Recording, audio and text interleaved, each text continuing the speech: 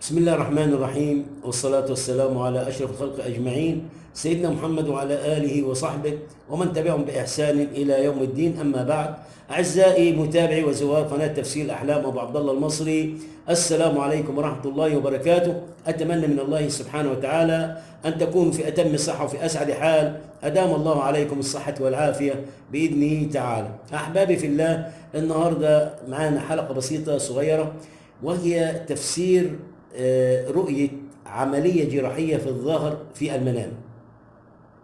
عندما يرى الرائي أنه يجري عملية جراحية في ظهره، الرجل الذي يرى أنه يجري عملية جراحية في المنام في ظهره، هذه الرؤية بشرة خير للرجل، بشرة خير للرجال عموما، سواء كان أعزب أو كان متزوج أو مطلق أو أرمل. تمام؟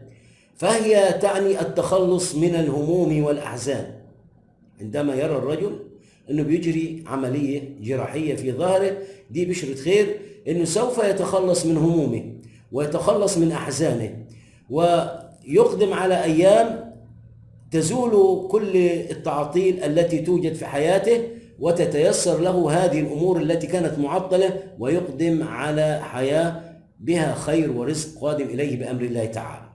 كما تشير الرؤية، رؤية العملية الجراحية في الظهر بالنسبة للرجال، إلى تحسن الأحوال النفسية اللي هي كانت سيئة، تحسن الأحوال النفسية اللي هي كانت كانت سيئة.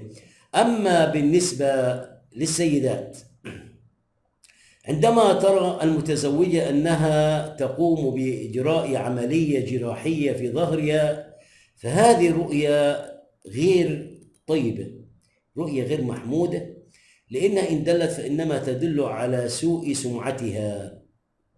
الرؤية مش حلوة، المرأة المتزوجة بتدل على على سوء سمعة هذه المرأة.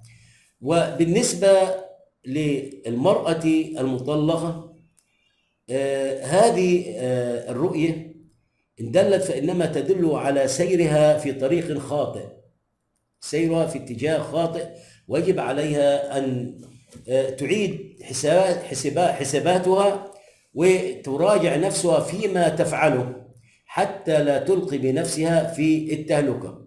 والبنت العزباء التي ترى هذه الرؤية أنها تجري عملية جراحية في ظهرها، عليها أن تقلع عن العلاقة العاطفية التي تسير فيها في الوقت الحالي. إن هذه العلاقة لا خير فيها، وهي علاقة لا تنال منها إلا الغم، ولا تنال منها إلا الهموم والأحزان. عليها أن تقلع عن هذه العلاقة إذا رأت أنها تجري عملية جراحية في ظهرها. وكذلك أيضا للأرملة، هي رؤية غير محمودة لإجراء العملية الجراحية في الظهر. وأخيرا أستودعكم الله الذي لا تضيع ودائعه، والسلام عليكم ورحمة الله وبركاته.